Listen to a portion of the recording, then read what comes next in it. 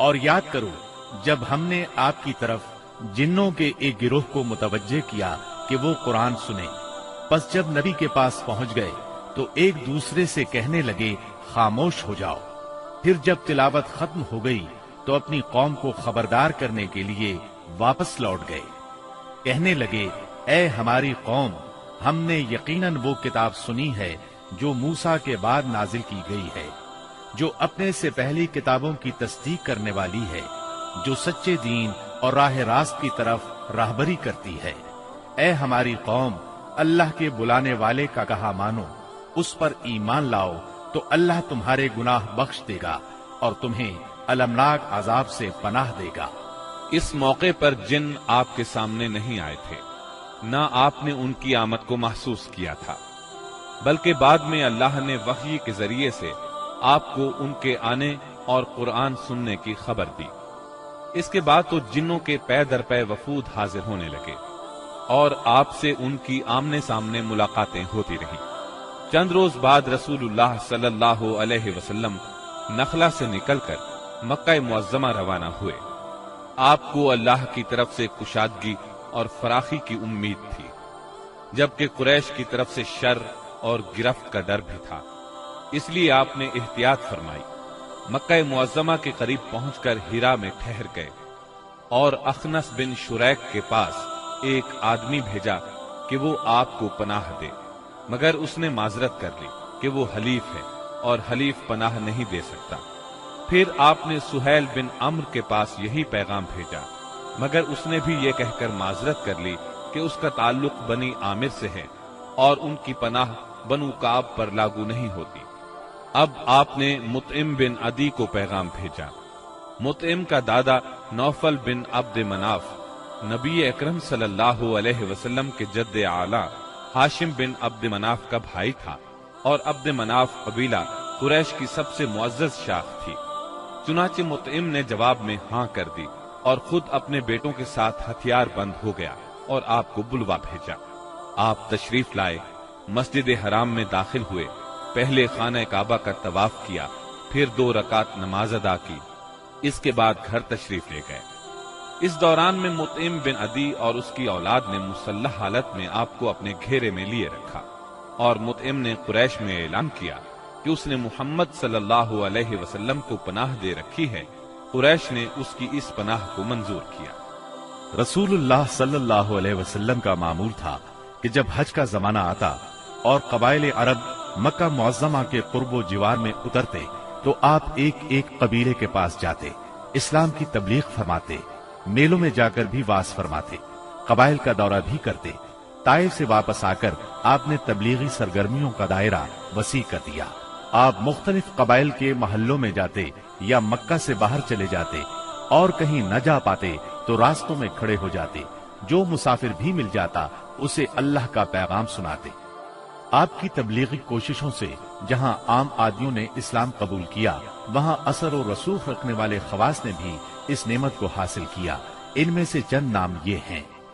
سوید بن صامت رضی اللہ عنہ، یہ انصار مدینہ کے قبیلہ خزرج سے تعلق رکھتے تھے، شاعری اور جنگ میں نمایاں تھے، امثال لقمان کے حافظ تھے، یعنی سابقہ آسمانی صحیفے کے حافظ تھے۔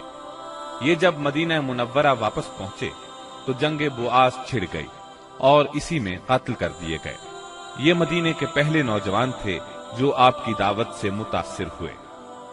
ایاس بن معاذ رضی اللہ عنہ، مدینہ منورہ کے مشہور قبائل اوس اور خزرج کے خونریز مارکوں میں قبیلہ اوس کو شکست ہوئی، اور اوس کے معزز لوگ قریش مکہ کے پاس گئے کہ خزرج کے مقابلے میں انہیں اپنا حلیف بنا لیں۔ ایاس بن معاذ اس وفد کے رکن تھے۔ آپ صلی اللہ علیہ وسلم سے ملاقات کا شرف حاصل ہوا تو اسلام قبول کیے بغیر نہ رہ سکے۔ جب یہ واپس مدینے پہنچے تو ان کا انتقال ہو گیا۔ زماد ازدی رضی اللہ عنہ، یہ یمن کے باشندے اور قبیلہ ازد شنوا کے ایک فرد تھے۔ اہل عرب میں جھاڑ پھونک اور تعویذ گنڈے کے لیے مشہور تھے۔ انہیں کسی نے آپ کے بارے میں بتایا کہ آپ پر جنات کا اثر ہے، تو یہ آپ کا علاج کرنے کی غرض سے مکہ آئے۔ اور پہلی ہی ملاقات میں آپ کے ہاتھوں پر بیعت کر کے اسلام قبول کیا، پھر واپس یمن چلے گئے۔ طفیل بن عمرو دوسی رضی اللہ عنہ، یہ یمن کے قبیلے دوس کے سردار تھے۔ وہاں ان کی ایک طرح سے حکومت تھی، خود شاعر تھے، بہت ذہین تھے۔ مکہ میں ان کی آمد پر اہل مکہ نے شہر سے باہر نکل کر ان کا استقبال کیا۔ آپ سے ملاقات کا شرف حاصل ہوا۔ آپ نے اسلام کی تعلیمات سنائی، قرآن کریم کی بعض آیات کی تلاوت فرمائی۔ اللہ کے کلام کے اثر سے وہ بھی ایمان لے آئے۔ ابو ذر غفاری رضی اللہ عنہ یہ یثرب کے اطراف میں رہنے والے تھے۔ رسول اللہ صلی اللہ علیہ وسلم سے ملنے کی خواہش میں پیدل چل کر مکہ معظمہ پہنچے۔ سیدنا علی رضی اللہ عنہ کے ساتھ آپ کی خدمت میں پہنچے۔ آپ نے انہیں اسلام کی تلقین کی۔ ابو ذر اسی وقت مسلمان ہو گئے۔ آپ نے ان سے فرمایا، ابو ذر ابھی اس بات کو پوشیدہ رکھو اور اپنے علاقے میں واپس چلے جاؤ۔ جب تمہیں ہمارے ظہور کی خبر مل جائے تو موقع دیکھ کر آ جانا۔ سیدنا ابو ذر غفاری رضی اللہ عنہ نے عرض کیا، پہلے تو اس خیال سے اپنے مکہ آنے کا مقصد چھپایا تھا کہ کہیں دشمنوں کے ہاتھ نہ لگ جاؤں اور سیدھا آپ کی خدمت میں نہ پہنچ سکوں۔ اب کیا ڈر ہے، میں تو اب کفار کے درمیان اسلام کا اعلان کر کے ہی وطن جاؤں گا۔ چنانچہ ابو ذر غفاری رضی اللہ عنہ کعبے میں آئے۔ وہاں قریش موجود تھے۔ ان کے اجتماع میں بلند آواز سے کلمہ شہادت پڑھا۔ بس پھر کیا تھا، کفار پکار اٹھے، مارو اس بے دین کو۔ کفار چاروں طرف سے ان پر ٹوٹ پڑے، انہیں نیچے گرا لیا اور خوب مارا۔ سیدنا عباس رضی اللہ عنہ نے دیکھ لیا، پکار اٹھے، یہ تو قبیلہ غفار کا آدمی ہے، جہاں تم تجارت کے لیے جاتے ہو اور کھجوریں لاتے ہو، اگر یہ مر گیا تو تم تجارت کے لیے اس طرف نہیں جا سکو گے۔ یہ سن کر انہوں نے ابو ذر کو چھوڑ دیا۔ دوسرے دن وہ پھر خانہ کعبہ پہنچے اور بلند آواز سے کلمہ پڑھا۔ قریش نے پھر مارا۔ آخر چند روز بعد ابو ذر واپس اپنے گھر چلے گئے۔ یہ پہلے صحابی ہیں جنہوں نے اسلام کا کلمہ بلند آواز میں پڑھ کر خانہ کعبہ میں کفار سے مار کھائی اور اسلام کے لیے ہر سختی کو خوشی سے برداشت کیا۔ نبوت کے 11ویں سال موسم حج میں یعنی جولائی 620 عیسوی میں اسلام کو چند کارآمد بیج مل گئے۔ وہ دیکھتے ہی دیکھتے سرسبز و شاداب درخت بن گئے۔ ان کی لطیف اور گھنی چھاؤں میں بیٹھ کر مسلمانوں نے برسوں کے ظلم و ستم کی تپش سے نجات پائی، انہیں راحت نصیب ہوئی۔ ان حضرات کے نام یہ ہیں: اسعد بن زرارہ، اوف بن حارث بن رفاعہ، یہ اوف بن افرا کے نام سے مشہور تھے، رافع بن مالک بن عجلان، قطبہ بن عامر بن حدیدہ، عقبہ بن عامر بن نادی اور جابر بن عبداللہ بن ریاح۔ یہ لوگ 11 نبوت میں حج کے لیے آنے والوں کے ہمراہ آئے تھے۔ چنانچہ یہ لوگ مینا کی گھاٹی میں رات کے وقت باتیں کر رہے تھے کہ رسول اللہ صلی اللہ علیہ وسلم کا گزر اس طرف سے ہوا۔ آپ نے آواز سنی تو ان کا رخ کیا، ان کے نزدیک پہنچ کر فرمایا، آپ کون لوگ ہیں؟ وہ بولے، ہم قبیلہ خزرج کا ایک گروہ ہیں۔ آپ نے فرمایا، یعنی یہود کے حلیف؟ وہ بولے، ہاں، آپ ٹھیک سمجھے۔ اس پر آپ نے فرمایا، تو پھر کیوں نہ آپ حضرات سے بیٹھ کر کچھ بات چیت کی جائے؟ انہوں نے کہا، ضرور، کیوں نہیں، تشریف رکھیے۔ چنانچہ آپ صلی اللہ علیہ وسلم وہاں ان کے پاس بیٹھ گئے۔ آپ نے ان پر اسلام کی حقیقت واضح کی، قرآن کی تلاوت کی اور اللہ عز و جل کی طرف دعوت دی۔ اس پر انہوں نے ایک دوسرے سے حیران ہو کر کہا، دیکھو، یہ تو وہی نبی معلوم ہوتے ہیں جن کے حوالے سے یہود تمہیں دھمکیاں دیا کرتے ہیں، کہیں وہ اسلام لانے میں پہل نہ کر جائیں۔ چنانچہ ان حضرات نے فوراً ہی اسلام قبول کر لیا۔ پھر انہوں نے کہا، ہم اپنی قوم کو ایسی حالت میں چھوڑ کر آئے ہیں کہ کسی اور قوم میں ان جیسی دشمنی نہیں ہے، بس اگر اللہ تعالیٰ انہیں آپ پر اکٹھا کر دے تو ان کے لیے آپ سے معزز کوئی نہیں ہوگا۔ پھر انہوں نے وعدہ کیا، ہم دین کی دعوت دیں گے، آئندہ سال حج کے موقع پر پھر آپ سے ملاقات کریں گے۔ اور پھر جب یہ لوگ واپس مدینہ منورہ گئے تو اپنے ساتھ اسلام کا پیغام بھی لے گئے۔ چنانچہ وہاں گھر گھر اسلام کا چرچا ہونے لگا۔ اسی سال یعنی شوال 11 نبوت میں رسول اللہ صلی اللہ علیہ وسلم نے سیدہ عائشہ رضی اللہ عنہا سے نکاح فرمایا۔ اس وقت ان کی عمر 6 बरस थी। फिर हिजरत के पहले साल शव्वाल ही में मदीने में उनकी रुखसती हुई। उस वक्त उनकी उम्र 9 बरस थी। नबूवत के 12वें साल अल्लाह ताला ने रसूलुल्लाह सल्लल्लाहु अलैहि वसल्लम को मेराज कराई। पाक है वो जात जिसने अपने बंदे को रातों रात मस्जिद हराम से मस्जिद अक्सा तक की सैर कराई, जिसके गिर्द हमने बरकत दे रखी है ताकि उसे हम अपनी निशानियां दिखाएं। बेशक वो खूब सुनने वाला, खूब देखने वाला है। इस राह से मुराद है रातों रात नबी करीम सल्लल्लाहु अलैहि वसल्लम का मक्के से बैतुल मुक़द्दस तशरीफ ले जाना, और मेराज से मुराद है आलम बाला में तशरीफ ले जाना। ये वाकया जिस्म और रूह समेत पेश आया। वाकया मेराज का खुलासा ये है कि आप उस शब अतीन या हिजरे काबा में आराम फरमा रहे थे। उस वक्त आप बेदारी और नींद की मिली जुली हालत में थे। ऐसे में जिब्राईल अलैहिस्सलाम तशरीफ लाए। उन्होंने आपके सीना मुबारक को चाक किया और आबे जमजम से धोकर ईमान और हिकमत से भर दिया। फिर आपके सामने सवारी के लिए बुराक लाया गया, जो घोड़े से कदरे छोटा सफेद रंग का जानवर था। उसकी तेज रफ्तारी की वजह से उसे बुराक का नाम दिया गया। उसका कदम जहां तक नजर जाती थी वहां पड़ता था। उस पर सवार होकर आप बैतुल मुक़द्दस तशरीफ ले गए। मस्जिद अक्सा में दाखिल हुए, 2 रकत नमाज अदा की, उसमें तमाम अंबिया की इमामत कराई। फिर जिब्राईल अलैहिस्सलाम आपके पास 2 बर्तन लाए, एक में शराब थी, दूसरे में दूध। आपने दूध पसंद फरमाया। इस पर जिब्रील अलैहिस्सलाम ने कहा, आपने फितरत पाई, आपको हिदायत नसीब हुई और आपकी उम्मत को भी। अगर आप शराब को पसंद फरमाते तो आपकी उम्मत गुमराह हो जाती। इसके बाद आपको बैतुल मक़दिस से आसमान दुनिया तक ले जाया गया। जिब्रील अलैहिस्सलाम ने दरवाजा खुलवाया, आपके लिए दरवाजा खोला गया। आपने वहां इंसानों के बाप सैयदना आदम अलैहिस्सलाम को देखा और उन्हें सलाम किया। उन्होंने आपके सलाम के जवाब में फरमाया मरहबा। उन्होंने आपकी नबुव्वत का इकरार भी किया। उनके दाएं तरफ एक गिरोह था, जब उस गिरोह की तरफ देखते तो मुस्कुराते। ये सआदतमंदों की रूहें थीं। उनके बाएं तरफ भी एक गिरोह था, जब उन्हें देखते तो रोते।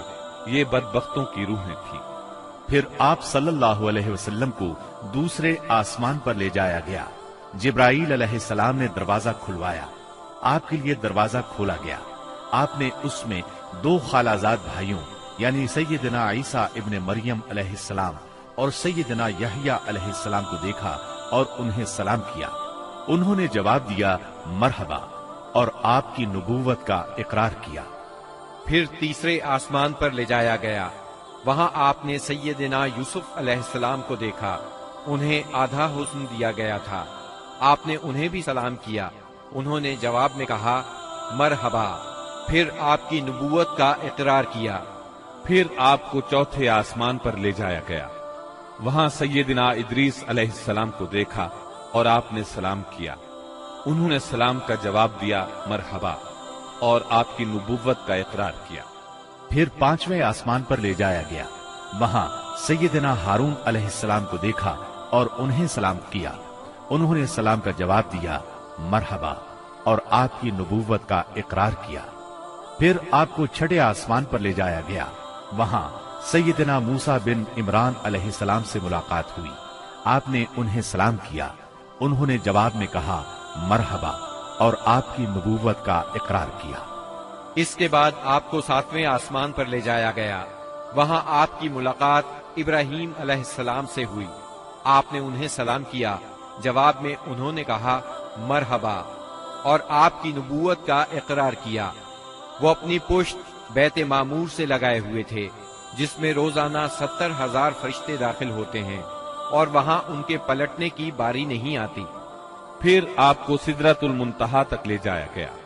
उसके पत्ते हाथी के कान जैसे और फल बड़े कूंडों या ठेलों जैसे थे। फिर उस पर सोने के पतंगे छा गए और अल्लाह के हुक्म से जो कुछ छाना था छा गया। इससे वो सिदरा यानी बेरी का दरख्त तब्दील होकर इतना खूबसूरत हो गया कि अल्लाह की कोई मखलूक उसका हुस्न बयान करने की ताब नहीं रखती। फिर आपको जब्बार, जल्ला जलालुहु के हुजूर ले जाया गया और आप बारी ताला के इतने करीब हो गए कि 2 कमानों के बराबर या इससे भी कम फासला रह गया।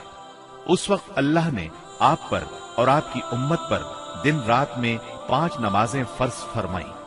इसमें शक नहीं कि नमाज ऐलान नबूवत के साथ ही फर्ज हो गई थी, मगर उस वक्त सिर्फ फज्र और असर की 2 नमाजें फर्ज हुई थी।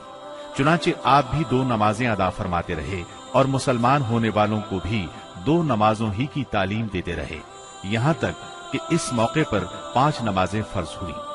अकीदा तौहीद के बाद नमाज ही इस्लाम का वो पहला अजीम रुकन है जो मुसलमानों पर सबसे पहले फर्ज होता है और सबसे आखिर तक फर्ज रहता है। नमाज की फर्जियत सेहत और बीमारी, खुशी और गमी, सफर और हज्र और खौफ और खतर गरज किसी भी हालत में मुसलमान से साकित नहीं होती। मौसम, जगह की तब्दीली और कोई बीमारी ऐसी नहीं जिसमें मुसलमान को नमाज की मुआफी हो। नबी अकरम सल्लल्लाहु अलैहि वसल्लम ने फरमाया, नमाज मेरी आंखों की ठंडक और दिल का सुरूर है। फिर इसी रात नबी सल्लल्लाहु अलैहि वसल्लम मक्का मुकर्रमा वापस तशरीफ ले आए। सुबह हुई और आपने अपनी कौम को इन बड़ी बड़ी निशानियों की खबर दी जो अल्लाह जल्ला शानुहु ने आपको दिखलाई थी। तो कौम के झुटलाने और तकालीफ पहुंचाने में और ज्यादा शिद्दत आ गई। किसी ने तालियां बजाकर आपका मजाक उड़ाया तो किसी ने हैरत और इनकार के अंदाज में अपने सर पर हाथ रख लिया।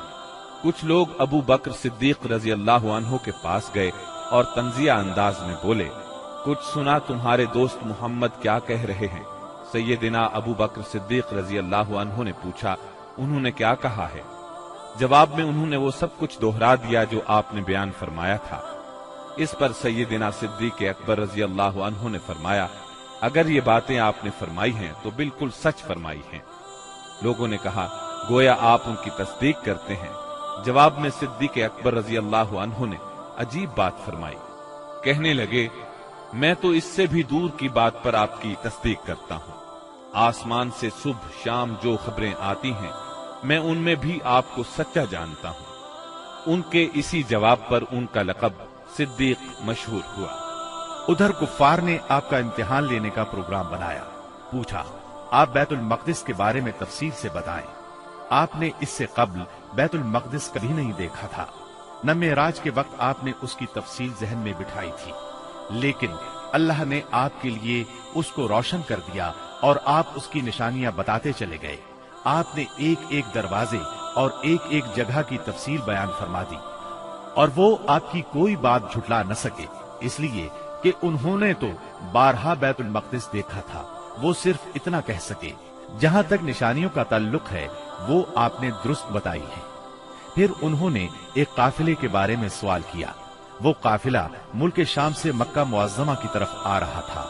आपने उस काफिले के ऊंटों की तादाद, काफिले की दूसरी तफसील और मक्का पहुंचने का वक्त और जो ऊंट सबसे आगे आ रहा था उसकी मुकम्मल खबर उन्हें दे दी। फिर जो तफसील आपने काफिले की बयान फरमाई थी वो बिल्कुल उसी के मुताबिक मक्का मुअज़्ज़मा में दाखिल हुआ, लेकिन वो जालिम फिर भी आप पर ईमान न लाए, अपने कुफ्र ही पर डटे रहे।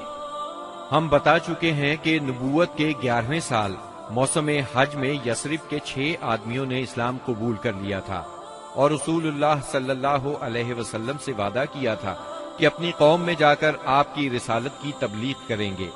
इसका नतीजा ये हुआ कि अगले साल जब मौसम हज आया, यानी जिल हज 12 नबवी बमुताबिक जुलाई 621 ईस्वी, तो 12 आदमी हाजिर हुए। उनमें 10 खजरज से और 2 औस से थे। खजरज के 10 में से जाबिर बिन अब्दुल्ला बिन रियाब को छोड़कर बाकी 5 तो वही थे जो पिछले साल आ चुके थे, जबकि नए 5 ये थे, मुआज बिन हारिस यानी मुआज बिन अफरा, जकवान बिन अब्दुल कैस, उबादा बिन सामित, यजीद बिन सालबा, अब्बास बिन उबादा बिन नजला और औस के 2 आदमी अबुल हैसम बिन अत्तय्यहान और उवैम बिन साइदा थे। ये लोग मिना की घाटी में रसूलुल्लाह सल्लल्लाहु अलैहि वसल्लम के साथ जमा हुए। अक़बा की इस बैत की तफसील सही बुखारी में सैयदना उबादा बिन सामित रजी अल्लाह अन्हो से मरवी है। वो बयान करते हैं کہ رسول اللہ صلی اللہ علیہ وسلم نے فرمایا، آؤ مجھ سے اس بات پر بیعت کرو کہ اللہ کے ساتھ کسی چیز کو شریک نہیں کرو گے، چوری نہیں کرو گے، زنا نہیں کرو گے، اپنی اولاد کو قتل نہیں کرو گے، اپنے ہاتھ پاؤں کے درمیان سے گھڑ کر کوئی بہتان نہیں لاؤ گے، اور کسی بھلی بات میں میری نافرمانی نہیں کرو گے۔ جو شخص یہ ساری باتیں پوری کرے گا تو اس کا اجر اللہ کے پاس ہے، اور جو شخص ان میں سے کسی چیز کا ارتکاب کر بیٹھا پھر اسے دنیا ہی میں اس کی سزا دی گئی تو یہ اس کے لیے کفارہ ہوگی، اور جو شخص ان میں سے کسی چیز کا ارتکاب کر بیٹھا پھر اللہ نے اس پر پردہ ڈال دیا تو اس کا معاملہ اللہ کے حوالے ہے، وہ چاہے تو سزا دے چاہے تو معاف کر دے۔ سیدنا عبادہ فرماتے ہیں کہ ہم نے اس پر آپ سے بیعت کی۔ بیعت پوری ہو گئی اور حج ختم ہو گیا تو نبی کریم صلی اللہ علیہ وسلم نے ان کے ساتھ مصعب بن عمیر رضی اللہ عنہ کو روانہ فرمایا تاکہ وہ لوگوں کو قرآن پڑھائیں اور دین سکھائیں۔ سیدنا مصعب بن عمیر رضی اللہ عنہ نے ابو امامہ اسعد بن زرارہ رضی اللہ عنہ کے گھر قیام فرمایا، پھر دونوں اسلام کی تبلیغ کے لیے سرگرم ہو گئے۔ اس کے بعد اگلے سال موسم حج سے پہلے مصعب بن عمیر رضی اللہ عنہ بہت سی کامیابیوں کی بشارتیں لیے مکہ معظمہ واپس آ گئے۔ موسم حج 13 نبوت میں یثرب کے 70 سے زیادہ مسلمان حج کی ادائیگی کے لیے مکہ تشریف لائے۔ یہ اپنی قوم کے مشرک حاجیوں میں شامل ہو کر آئے تھے۔ مسلمانوں نے طے کیا کہ رسول اللہ صلی اللہ علیہ وسلم کو مدینہ منورہ آنے کی دعوت دیں گے، چنانچہ یہ لوگ ایام تشریق کے درمیانے روز یعنی 12 ذی الحجہ کو رات کے وقت جمرہ عقبہ کے پاس گھاٹی میں جمع ہوئے۔ یہ کل 75 آدمی تھے، 62 خزرج کے اور 11 اوس کے، ان کے ساتھ 2 عورتیں بھی تھیں، اور یہ اجتماع بالکل خفیہ طریقے سے ہوا۔ نبی اکرم صلی اللہ علیہ وسلم اپنے چچا سیدنا عباس رضی اللہ عنہ کے ساتھ ان لوگوں کے پاس پہنچے۔ سیدنا عباس رضی اللہ عنہ ابھی تک مسلمان نہیں ہوئے تھے، لیکن اپنے بھتیجے کے معاملے میں اطمینان چاہتے تھے، اس لیے سب سے پہلے انہوں نے ہی بات کی۔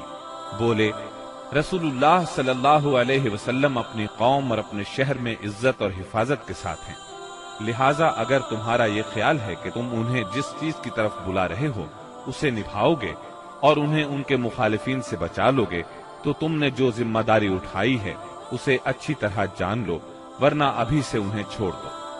ان کے جواب میں اہل یثرب کے ترجمان سیدنا برا بن معرور رضی اللہ عنہ نے کہا، ہم رسول اللہ صلی اللہ علیہ وسلم سے سچے دل سے وفاداری کا ارادہ رکھتے ہیں، اپنی جانیں ان پر نچھاور کر دیں گے، لہٰذا اے اللہ کے رسول آپ بات کیجئے اور اپنے رب کے لیے اور اپنے لیے جو عہد و پیمان پسند ہو لے لیجئے۔ اس کے بعد رسول اللہ صلی اللہ علیہ وسلم نے گفتگو فرمائی، آپ نے قرآن کریم کی تلاوت فرمائی، پھر ان حضرات کو اللہ کی طرف دعوت دی، اسلام کی طرف رغبت دلائی اور اپنے رب کے لیے عہد لیا۔ فرمایا، تنہا اسی کی عبادت کرو اور اس کے ساتھ کسی کو شریک نہ کرو۔ اس پر اہل یثرب نے کہا، ہم کس چیز پر آپ سے بیعت کریں؟ نبی کریم صلی اللہ علیہ وسلم نے فرمایا، چستی اور سستی ہر حالت میں بات سنو گے اور مانو گے، تنگی اور خوشحالی ہر حال میں مال خرچ کرو گے، بھلائی کا حکم دو گے اور برائی سے روکو گے، اللہ کے راستے میں اٹھ کھڑے ہوگے اور اس سلسلے میں کسی ملامت کرنے والے کی ملامت کی پرواہ نہیں کرو گے، اور جب میں تمہارے پاس آ جاؤں تو میری مدد کرو گے، اور جس چیز سے اپنی جان اور اپنے بال بچوں کی حفاظت کرتے ہو اسی سے میری حفاظت کرو گے، اور تمہارے لیے جنت ہے۔ سیدنا عبادہ رضی اللہ عنہ فرماتے ہیں کہ ہم نے آپ سے اس بات پر بھی بیعت کی کہ حکومت کے بارے میں اہل حکومت سے جھگڑا نہیں کریں گے۔ اس پر سیدنا برا بن معرور رضی اللہ عنہ نے آپ کا ہاتھ پکڑا اور عرض کیا، ہاں، اس ذات کی قسم جس نے آپ کو حق کے ساتھ بھیجا ہے، ہم یقیناً اس چیز سے آپ کی حفاظت کریں گے جس سے اپنے بال بچوں کی حفاظت کرتے ہیں، لہٰذا آپ ہم سے بیعت لیجئے۔ اتنے میں سیدنا ابو الحسن بن تیہان رضی اللہ عنہ نے بات کاٹتے ہوئے کہا، اے اللہ کے رسول، ہمارے اور کچھ لوگوں کے درمیان عہد و پیمان کی رسیاں ہیں، اور اب ہم ان رسیوں کو کاٹنے والے ہیں، تو کہیں ایسا نہ ہو کہ ہم تو یہ رسیاں کاٹ ڈالیں، ادھر اللہ آپ کو غلبہ عطا کر دے تو آپ ہمیں چھوڑ کر اپنی قوم میں آ جائیں۔ یہ سن کر آپ مسکرائے، پھر فرمایا، نہیں، بلکہ آپ لوگوں کا خون میرا خون اور آپ لوگوں کی بربادی میری بربادی ہے۔ میں آپ لوگوں سے ہوں اور آپ لوگ مجھ سے ہیں۔ جس سے آپ جنگ کریں گے میں بھی اس سے جنگ کروں گا، جس سے آپ صلح کریں گے میں بھی اس سے صلح کروں گا۔ ابھی آپ نے یہ الفاظ فرمائے ہی تھے کہ ٹھیک اسی وقت سیدنا عباس بن عبادہ بن نزلہ رضی اللہ عنہ آگے بڑھے اور بولے، آپ لوگ جانتے ہیں کہ ان سے کس بات پر بیعت کر رہے ہیں؟ ان سے سرخ و سیاہ یعنی سارے انسانوں سے جنگ پر بیعت کر رہے ہیں۔ میرا مطلب ہے اس بیعت کے بعد ہم سب لوگوں سے جنگ مول لے لیں گے۔ اس لیے اگر آپ کو اندازہ ہے کہ جب آپ کے اموال کا صفایا کر دیا جائے گا اور آپ کے معزز لوگ قتل کر دیے جائیں گے تو آپ ان کا ساتھ چھوڑ دیں گے۔ اگر ایسا کرنا ہے تو پھر ابھی ساتھ چھوڑ دیں، کیونکہ اس طرح دنیا اور آخرت کی رسوائی ملے گی۔ اور اگر آپ لوگوں کا خیال یہ ہے کہ مال کی تباہی اور معزز لوگوں کے قتل کے باوجود عہد نبھائیں گے تو پھر انہیں لے لیجئے، کیونکہ یہ اللہ کی قسم دنیا و آخرت کی بھلائی ہے۔ تب ان لوگوں نے کہا، ہم انہیں اپنے مالوں کی تباہی اور معزز لوگوں کے قتل کے خطرے کے باوجود ساتھ لیتے ہیں۔ اللہ کے رسول بتلائیے اس کے بدلے میں ہمارے لیے کیا ہے؟ آپ نے فرمایا، جنت۔ اب لوگوں نے کہا، اپنا ہاتھ پھیلائیں۔ آپ نے ہاتھ پھیلا دیا، سب لوگ بیعت کے لیے لپکے، مگر عین اس لمحے آپ کا ہاتھ اسد بن زرارہ رضی اللہ عنہ نے پکڑ لیا اور کہا، اہل یثرب ذرا ٹھہرو، ہم آپ کی خدمت میں لمبا سفر کر کے اس یقین کے ساتھ حاضر ہوئے ہیں کہ آپ اللہ کے رسول ہیں۔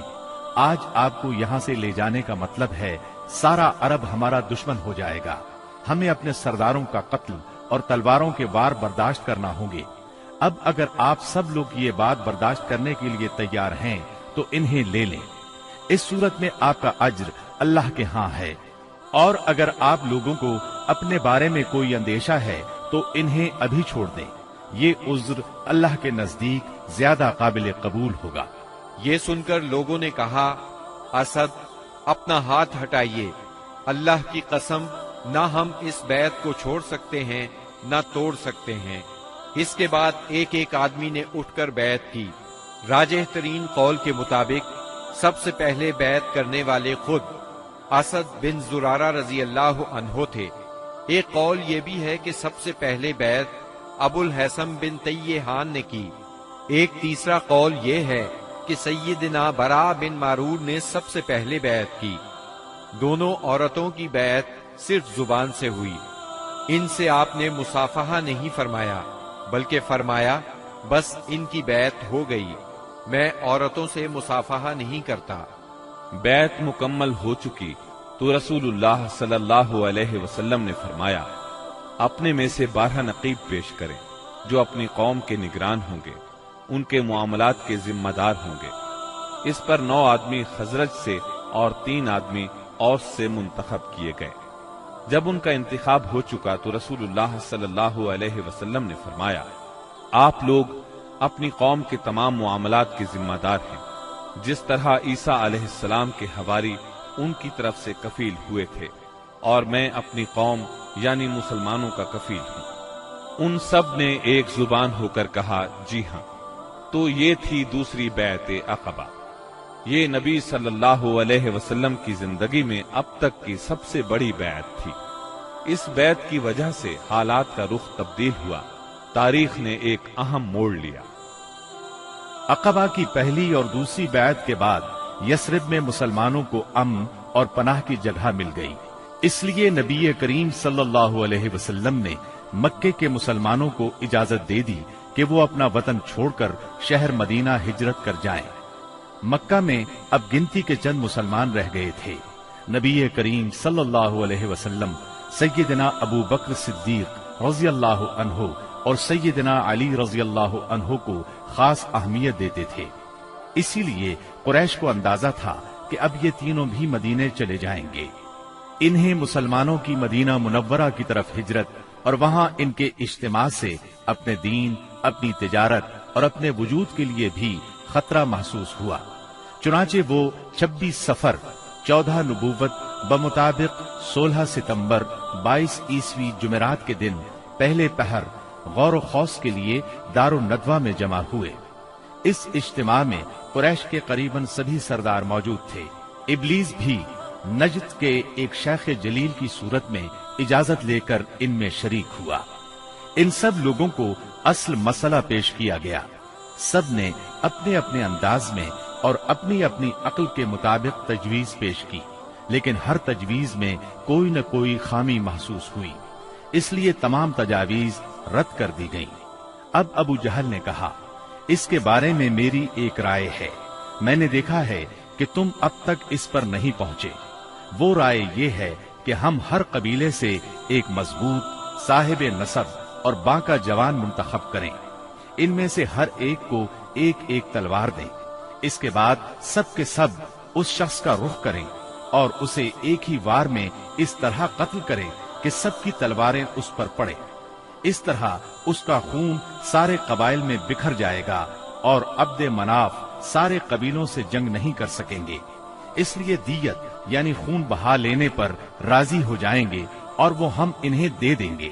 شیخ نجدی یعنی ابلیس نے فوراً کہا، یہ ہوئی بات جو اس جوان نے کہی، رائے ہو تو ایسی، باقی سب بیکار۔ باقی لوگوں نے بھی اس رائے کو منظور کیا اور پھر اس کی تیاری میں لگ گئے۔ ابو جہل کے اس شیطانی منصوبے پر عمل کرنے کے لیے ایک رات سب قبیلوں کے بہادر ہاتھوں میں تلواریں لیے رسول اللہ صلی اللہ علیہ وسلم کے گھر کے چاروں طرف چھپ کر کھڑے ہو گئے۔ یہ قریش کا مکر تھا، لیکن انہوں نے یہ مکر اللہ سبحانہ و تعالی کے مقابلے میں کیا تھا، اس لیے اللہ نے اس طرح کا وار کیا کہ وہ سمجھ بھی نہ سکے۔ چنانچہ جبریل علیہ السلام نازل ہوئے اور نبی صلی اللہ علیہ وسلم کو قریش کی سازش کی خبر دی، ہجرت کی اجازت دی، دن اور نکلنے کا وقت مقرر کیا اور قریش کے مکر کو رد کرنے کا پروگرام بنایا۔ چنانچہ فرمایا، جس بستر میں آپ سویا کرتے ہیں آج کی رات اس بستر پر نہ سوئیں۔ چنانچہ اس رات آپ نے سیدنا علی رضی اللہ عنہ کو اپنے بستر پر سلا دیا۔ کفار نے آپ کے بستر پر سیدنا علی رضی اللہ عنہ کو چادر تانے سوئے ہوئے دیکھا تو گمان کیا کہ آپ سو رہے ہیں، چنانچہ فخر اور غرور سے مٹکنے لگے اور آپ کی گھات میں بیٹھ گئے، تاکہ جب آپ اٹھ کر باہر نکلیں تو سب آپ پر ٹوٹ پڑیں۔ ادھر رسول اللہ صلی اللہ علیہ وسلم عین اس حالت میں کہ یہ لوگ آپ کے گھر کو گھیرے میں لیے ہوئے تھے باہر تشریف لائے۔ آپ اس وقت سورہ یاسین کی آیت 9 تلاوت فرما رہے تھے۔ ہم نے ان کے آگے رکاوٹ کھڑی کر دی اور ان کے پیچھے رکاوٹ کھڑی کر دی، بس ہم نے انہیں ڈھانک لیا اور وہ دیکھ نہیں رہے ہیں۔ چنانچہ اللہ تعالیٰ نے ان کی نگاہیں پکڑ لیں اور وہ آپ کا قطعاً احساس نہ کر سکے۔ اس کے بعد آپ اپنے گھر سے اسی وقت ابو بکر صدیق رضی اللہ عنہ کے گھر تشریف لے گئے اور انہیں اللہ کے حکم کی خبر دی۔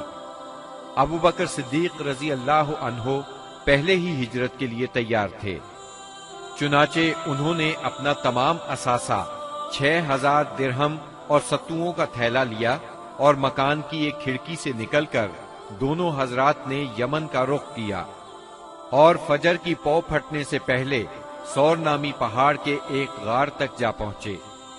کوہ سور مکہ معظمہ سے 5 میل دور جنوب مغرب میں واقع ہے۔ اس ویران پہاڑ میں ایک تنگ غار ہے، یہ غار سور کے نام سے مشہور ہے۔ یہ غار اب تک موجود ہے، مکے سے مدینہ شمال کی طرف ہے۔ قریش کا خیال تھا کہ آپ نے اپنا سفر شمال ہی کی طرف کیا ہوگا، لیکن آپ اپنے سفر کا آغاز مخالف سمت سے کر کے غار سور میں جا پہنچے۔ ابو بکر صدیق رضی اللہ عنہ بھی آپ کے ساتھ تھے، اس لیے انہیں یار غار کہا جاتا ہے۔ رسول اللہ صلی اللہ علیہ وسلم اپنے یار غار کے ساتھ 3 دن اور 3 راتیں غار سور میں رہے۔ رات کی تاریکی میں سیدنا ابو بکر صدیق رضی اللہ عنہ کے فرزند سیدنا عبداللہ بن ابی بکر رضی اللہ عنہ دشمنوں کی سرگرمیوں کی اطلاعات پہنچاتے رہے۔ ادھر سیدنا ابو بکر صدیق رضی اللہ عنہ کے غلام عامر بن فہیرہ بکریاں چراتے رہتے، اور جب رات کا ایک حصہ گزر جاتا تو ان بکریوں کو لے کر ان کے پاس پہنچ جاتے۔ اس طرح دونوں حضرات دودھ نوش فرما لیتے۔ پھر صبح سویرے ہی عامر بن فہیرہ بکریاں ہانک کر چل دیتے، اور وہ بکریوں کو عبداللہ بن ابی بکر رضی اللہ عنہ کے قدموں کے نشانات پر سے لے جاتے تاکہ وہ نشانات مٹ جائیں۔ باقی رہے قریش تو ان کے جوان رسول اللہ صلی اللہ علیہ وسلم کے اٹھنے کے انتظار میں گھر کو گھیرے بیٹھے رہے، یہاں تک کہ صبح ہو گئی۔ صبح ہونے پر جب سیدنا علی رضی اللہ عنہ آپ کے بستر سے اٹھے تو قریش کے ہوش اڑ گئے۔ انہوں نے سیدنا علی رضی اللہ عنہ سے آپ کے بارے میں پوچھا تو انہوں نے جواب دیا، مجھے علم نہیں۔ اس پر انہوں نے سیدنا علی رضی اللہ عنہ کو مارا اور گھسیٹ کر خانہ کعبہ تک لے گئے۔ کچھ دیر قید رکھا، پھر جب محسوس کیا کہ انہیں قید میں رکھنے کا کوئی فائدہ نہیں تو چھوڑ دیا۔ اس کے بعد یہ لوگ سیدنا صدیق اکبر رضی اللہ عنہ کے گھر آئے۔ ان کی صاحبزادی سیدہ اسماء رضی اللہ عنہا سے ان کے بارے میں پوچھا۔ انہوں نے فرمایا، مجھے معلوم نہیں۔ اس پر خبیث ابو جہل نے ان کے رخسار پر اس زور کا تماچا مارا کہ کان کی بالی گر گئی۔ پھر انہوں نے ہر طرف آپ کی تلاش شروع کر دی اور یہ اعلان بھی کیا، جو کوئی ان دونوں کو زندہ یا مردہ حاضر کرے اسے ہر ایک کے بدلے 100 اونٹ انعام میں دیے جائیں گے۔ اس طرح بہت سے لوگ انعام کے لالچ میں نکل کھڑے ہوئے۔ کچھ تلاش کرنے والے غار ثور تک بھی جا پہنچے۔ وہ غار کے اس قدر نزدیک پہنچ گئے کہ اگر جھک کر نیچے دیکھ لیتے تو انہیں دیکھ لیتے۔ یہ صورتحال دیکھ کر سیدنا ابو بکر صدیق رضی اللہ عنہ فکر مند ہوئے۔ آپ صلی اللہ علیہ وسلم نے انہیں غمزدہ دیکھ کر فرمایا، ابو بکر، ایسے 2 آدمیوں کے بارے میں کیا خیال ہے جن کا تیسرا اللہ ہو؟ غم نہ کرو، یقیناً اللہ ہمارے ساتھ ہے۔ اس واقعے کا ذکر سورہ توبہ کی آیت 40 میں آیا ہے۔ اگر تم اس کی مدد نہ کرو گے تو اس کی اللہ نے مدد کی ہے، جس وقت انہیں کافروں نے نکالا تھا کہ وہ 2 میں سے دوسرا تھا، جبکہ وہ دونوں غار میں تھے۔ جب وہ اپنے ساتھی سے کہہ رہے تھے کہ تو غم نہ کر، اللہ ہمارے ساتھ ہے، پھر اللہ نے اپنی طرف سے تسکین نازل فرما کر ان لشکروں سے اس کی مدد کی جنہیں تم نے دیکھا ہی نہیں۔ اس نے کافروں کی بات کو پست کر دیا، اور بات تو اللہ ہی کی بلند ہے، اور اللہ زبردست حکمت والا ہے۔ پیر کی رات ربیع الاول یکم ہجری کو نبی کریم صلی اللہ علیہ وسلم غار ثور سے باہر تشریف لائے۔ آپ نے ایک شخص عبداللہ بن عریقت کو اجرت پر رہنمائی کے لیے مقرر کر لیا تھا۔ یہ شخص اگرچہ قریش کے دین پر تھا، لیکن اس پر آپ کو اعتماد تھا۔ وہ وعدے کے مطابق 2 سواریاں لیے جبل ثور کے دامن میں آ گیا، اور رسول اللہ صلی اللہ علیہ وسلم اور سیدنا ابو بکر صدیق رضی اللہ عنہ نے کوچ کیا۔ ان کے ساتھ عامر بن فہیرہ بھی تھے۔ عبداللہ بن عریقت آپ کو لیے پہلے جنوب کی جانب یمن کے رخ پر دور تک چلا، پھر مغرب کی طرف مڑا اور ساحل سمندر کا رخ کیا۔ ساحل کے قریب پہنچ کر وہ شمال کی طرف مڑ گیا اور ایک ایسے راستے پر چلا کہ اس پر کوئی مشکل ہی سفر کرتا تھا۔ دوسرے دن یہ مختصر سا قافلہ ایک خیمے کے پاس پہنچا۔ یہ خیمہ قدید کے اطراف میں مشلل کے علاقے میں تھا۔ مشلل مکہ معظمہ سے 130 کلومیٹر کے فاصلے پر ہے۔ اس خیمے میں ایک عورت موجود تھی۔ آپ نے اس عورت سے فرمایا، تمہارے پاس کھانے کے لیے کچھ ہے؟ اس نے معذرت کی اور بتایا، میری بکریاں چرنے کے لیے گئی ہیں۔ خیمے میں آپ کو ایک بکری نظر آئی۔ وہ بہت کمزور تھی، ریوڑ کے ساتھ نہیں جا سکتی تھی، اس لیے خیمے میں موجود تھی۔ اس کے تھنوں میں نام کو بھی دودھ نہیں تھا۔ رسول اللہ نے فرمایا، اگر آپ اجازت دیں تو ہم اس بکری کا دودھ دوہ لیں؟ یہ سن کر اس نے کہا، اس بکری میں دودھ کہاں؟ آپ نے فرمایا، آپ اجازت تو دیں۔ اس نے اجازت دے دی۔ آپ نے اسے دوہا تو دودھ سے ایک برتن بھر گیا۔ برتن اتنا بڑا تھا کہ ایک پوری جماعت مل کر اس کو اٹھا سکتی تھی۔ معبد کی حیرت کی انتہا نہ رہی۔ آپ نے پہلے اسے دودھ پلایا، جب وہ سیر ہو گئی تو اپنے ساتھیوں کو پلایا، جب وہ بھی سیر ہو گئے تو آپ نے دودھ نوش فرمایا۔ پھر اس برتن کو تھنوں کے نیچے رکھ کر دودھ دوہا، وہ برتن دوبارہ بھر گیا۔ برتن معبد کے پاس چھوڑ کر آپ آگے روانہ ہوئے۔ بکریاں چرا کر جب اس عورت کا خاوند گھر آیا تو دودھ سے بھرا برتن دیکھ کر حیران ہوا۔ دریافت کرنے پر معبد نے ساری بات کہہ سنائی۔ نبی صلی اللہ علیہ وسلم کا حلیہ سر سے لے کر پاؤں تک اور بات چیت کا انداز تک اسے بتایا۔ یہ سن کر ابو معبد بول اٹھا، یہ تو واللہ صاحب قریش ہیں، میرا ارادہ ہے کہ آپ کا ساتھ اختیار کروں، اور کوئی راستہ ملا تو ایسا ضرور کروں گا۔ کہا جاتا ہے کہ دونوں میاں بیوی کچھ عرصے بعد مدینہ منورہ پہنچے اور اسلام کی دولت سے مالا مال ہوئے۔ آپ قدیت سے آگے بڑھے۔ ادھر سراقہ بن مالک بن جوشم مدلجی نے قریش کے انعام کا اعلان سن کر لالچ میں آ کر اپنے گھوڑے پر آپ کا پیچھا کیا اور قدیت تک پہنچ گیا۔ آپ کے نزدیک پہنچا تو اس کا گھوڑا پھسل گیا۔ سراقہ نیچے آ گرا۔ وہ اٹھا اور فال کے تیر نکالے، دیکھنا چاہتا تھا کہ اسے کوئی نقصان تو نہیں پہنچنے والا۔ تیر وہ نکلا جو ناپسندیدہ تھا، لیکن اس نے بری فال کی پرواہ نہ کی۔ پھر سوار ہو کر آگے بڑھا۔ وہ اس حد تک قریب پہنچ گیا کہ آپ کی قرات کی آواز سنائی دینے لگی۔ آپ نے اس طرف کوئی توجہ نہ کی، جبکہ سیدنا ابو بکر صدیق رضی اللہ عنہ بار بار مڑ کر دیکھ رہے تھے۔ ایسے میں اچانک اس کے گھوڑے کے اگلے دونوں پاؤں زمین میں دھس گئے، یہاں تک کہ گھٹنوں تک جا پہنچے اور وہ ایک بار پھر نیچے گرا۔ سراقہ نے گھوڑے کو ڈانٹا، اسے بڑی مشکل سے کھڑا کیا، اس کے پاؤں زمین سے نکالے۔ جب وہ سیدھا کھڑا ہوا تو اس کے پاؤں کے نشانات سے دھوئیں جیسا غبار آسمان کی طرف اڑ رہا تھا۔ سراقہ نے پھر فال کے تیر نکالے، پھر وہی ناپسندیدہ تیر نکلا۔ اس سے اس پر زبردست خوف اور روب طاری ہو گیا اور اسے یقین ہو گیا کہ رسول اللہ صلی اللہ علیہ وسلم کا معاملہ غالب آ کر رہے گا۔ چنانچہ وہ پکار اٹھا، مجھے امان دی جائے۔ آپ صلی اللہ علیہ وسلم اور آپ کے ساتھی ٹھہر گئے۔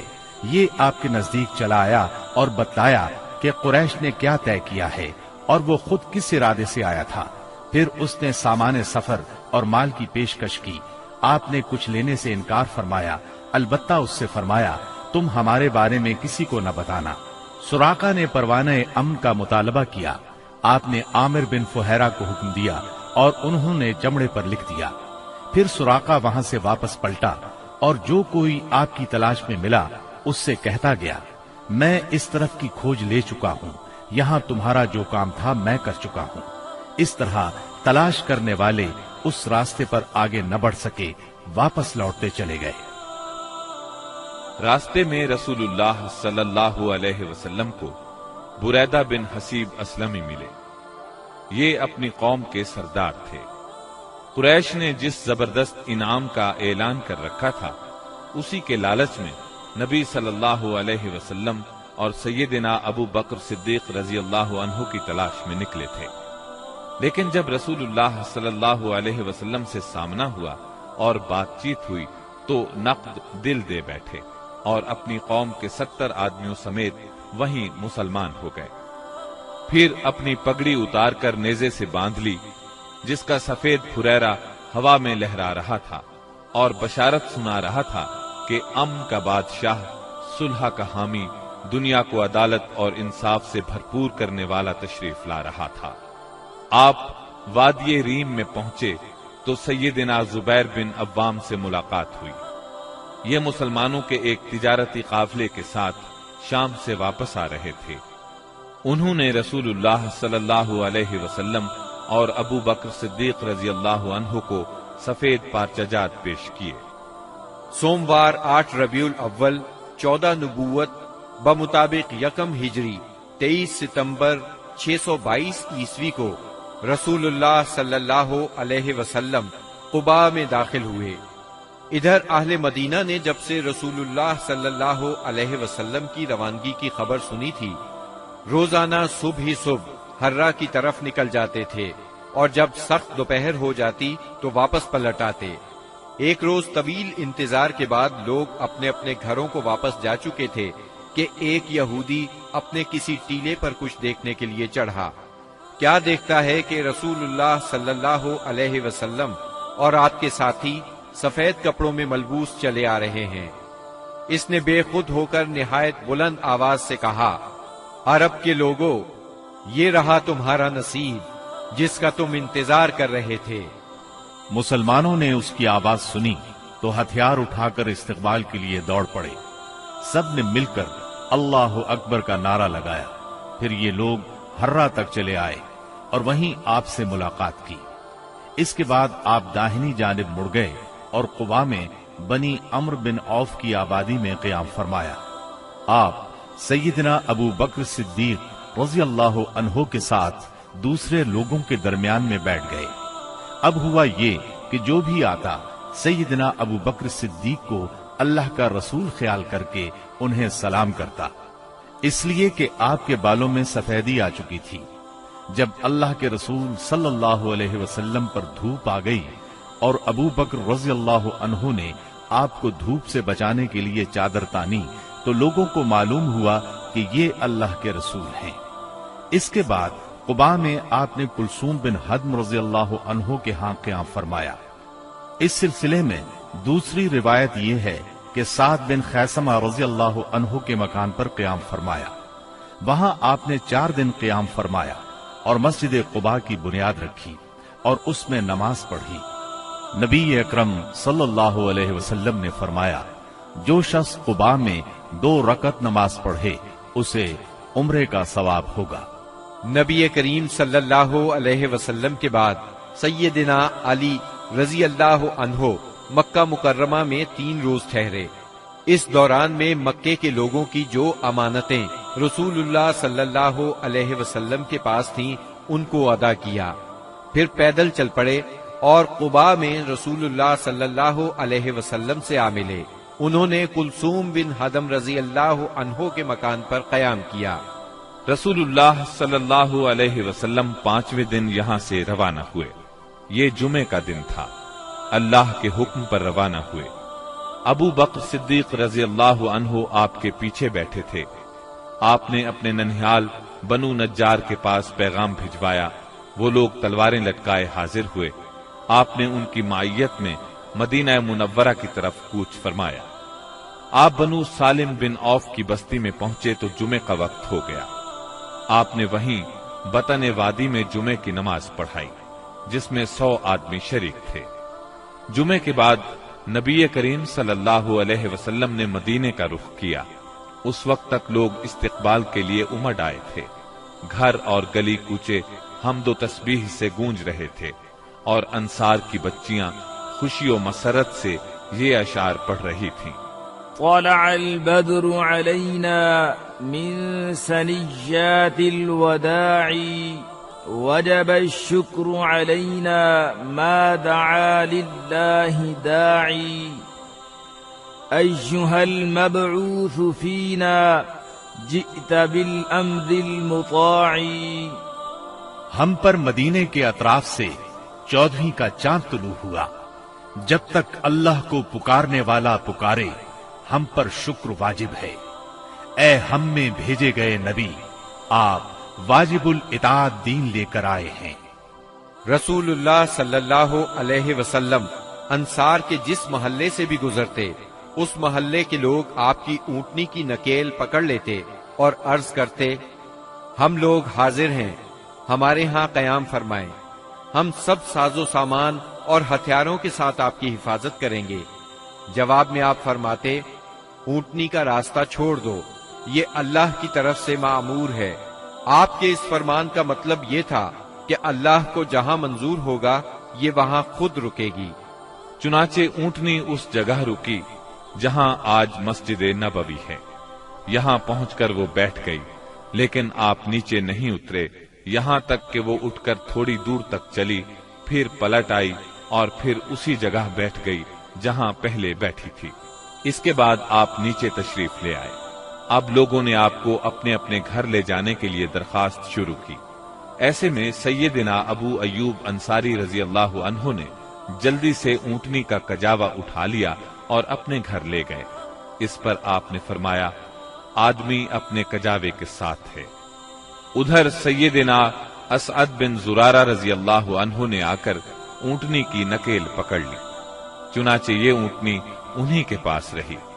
صحیح بخاری میں سیدنا انس رضی اللہ عنہ سے روایت ہے کہ نبی صلی اللہ علیہ وسلم نے فرمایا، یہاں سے ہمارے کس آدمی کا گھر زیادہ قریب ہے؟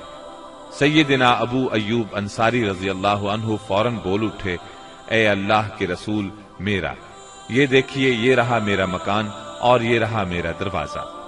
نبی کریم صلی اللہ علیہ وسلم نے فرمایا، جاؤ اور ہمارے لیے قیلولہ کی جگہ تیار کرو۔ انہوں نے عرض کی، آپ دونوں حضرات تشریف لے چلیں، اللہ برکت دے۔ اس طرح میزبانی کا شرف سیدنا ابو ایوب انصاری رضی اللہ عنہ کے حصے میں آیا۔ جب رسول اللہ صلی اللہ علیہ وسلم مدینہ منورہ میں قیام پذیر ہو چکے تو آپ نے سیدنا زید بن حارثہ اور سیدنا ابو رافع رضی اللہ عنہما کو مکہ معظمہ بھیجا۔ وہ نبی کریم صلی اللہ علیہ وسلم کی دونوں صاحبزادیوں سیدہ ام کلثوم اور سیدہ فاطمہ، ام المومنین سیدہ سودا، ام ایمن اور سیدنا اسامہ بن زید رضی اللہ عنہ کو ساتھ لے آئے۔ ان کے ہمراہ سیدنا ابو بکر صدیق رضی اللہ عنہ کے فرزند عبد الرحمن بن ابی بکر بھی اپنے گھرانے کے افراد سیدہ ام رومان، سیدہ عائشہ اور سیدہ اسماء رضی اللہ عنہن کو لے کر مدینہ منورہ آ گئے۔ اب نبی اکرم صلی اللہ علیہ وسلم کی مدنی زندگی شروع ہوئی۔ اس دور کو 3 حصوں میں تقسیم کیا جا سکتا ہے۔ پہلا دور، اس میں فتنے بپا کیے گئے، اندر سے رکاوٹیں کھڑی کی گئیں اور باہر سے آ کر دشمنوں نے مدینہ منورہ کو صفحہ ہستی سے مٹانے کے لیے چڑھائیاں کی۔ یہ دور صلح حدیبیہ ذی قعدہ 6 ہجری پر ختم ہو جاتا ہے۔ دوسرا دور، اس میں بت پرست قیادت کے ساتھ صلح ہوئی۔ یہ دور فتح مکہ 8 ہجری پر ختم ہوتا ہے۔ اس دور میں دنیا کے بادشاہوں کو دین کی دعوت دی گئی۔ تیسرا دور، اس میں اللہ کی مخلوق دین میں فوج در فوج داخل ہوئی۔ اسی دور میں مدینہ منورہ میں مختلف قوموں اور قبیلوں کے وفود آئے۔ یہ دور نبی اکرم صلی اللہ علیہ وسلم کی حیات مبارکہ کے آخری دنوں تک ہے، یعنی ربیع الاول 11 ہجری تک۔ مدینہ منورہ پہنچنے کے بعد نبی کریم صلی اللہ علیہ وسلم نے سب سے پہلے مسجد تعمیر کرنے کا فیصلہ فرمایا۔ جس جگہ آپ کی اونٹنی بیٹھی تھی وہ جگہ بنو نجار کے 2 یتیم بچوں سہل اور سہیل کی تھی۔ آپ نے اس زمین پر مسجد بنانے کا ارادہ فرمایا۔ آپ نے بنو نجار کے لوگوں کو بلا بھیجا۔ وہ حاضر خدمت ہوئے تو آپ نے ان سے مسجد کی تعمیر کی بات کی۔ انہوں نے زمین بطور ہبہ قبول کرنے کی درخواست کی، لیکن آپ نے اس زمین کو بغیر قیمت کے لینا پسند نہ فرمایا۔ آپ نے یہ زمین قیمتاً خریدی اور بنفس نفیس مسجد کی تعمیر میں شریک ہوئے۔ اس زمین میں مشرکین کی چند قبریں اور غرقد کے چند درخت بھی تھے۔ رسول اللہ صلی اللہ علیہ وسلم نے مشرکین کی یہ قبریں اکھڑوا دیں اور کھجوروں اور درختوں کو کاٹ کر قبلے کی جانب لگا دیا۔ پھر مسجد کی تعمیر شروع ہوئی۔ آج اس مسجد کو دنیا اسلام مسجد نبوی کہتی ہے۔ نبی اکرم صلی اللہ علیہ وسلم نے مسجد کے بازو میں چند مکانات بھی تعمیر کیے جن کی دیواریں کچی اینٹوں کی تھیں۔ ان پر کھجور کے تنے رکھے گئے، پھر ان پر کھجور کی شاخیں اور پتے بچھائے گئے۔ یہ ازواج مطہرات کے حجرے تھے۔ ان حجروں کی تعمیر مکمل ہو جانے کے بعد آپ صلی اللہ علیہ وسلم سیدنا ابو ایوب انصاری رضی اللہ عنہ کے مکان سے یہاں منتقل ہوئے۔ مسجد نبوی صرف اسلامی تعلیم کی ادائیگی کے لیے نہیں تھی، بلکہ یہ ایک یونیورسٹی تھی جس میں مسلمان اسلامی تعلیم حاصل کرتے تھے۔ इस मस्जिद का सहन एक ऐसी जगह थी जिसमें मुद्दतों जाहिलाना नफरत, अदावत, कशाकश और बाहमी लड़ाइयों से दो चार रहने वाले कबाइल के अफराद अब मेल मिलाप और प्यार मोहब्बत से बैठते, दीन की तालीम हासिल करते और ये तालीम अपनी औरतों तक पहुंचाते थे। ये एक मरकज था। इसी मरकज से इस नन्ही सी इस्लामी रियासत का निजाम चलाया जाता था और मुख्तलिफ किस्म की मुहिम्मात यहाँ से भेजी जाती थी। इसके अलावा इसकी हैसियत एक पार्लियामेंट की भी थी जिसमें मजलिस शूरा और मजलिस इंतजामिया के इजलास मुनक्किद होते थे।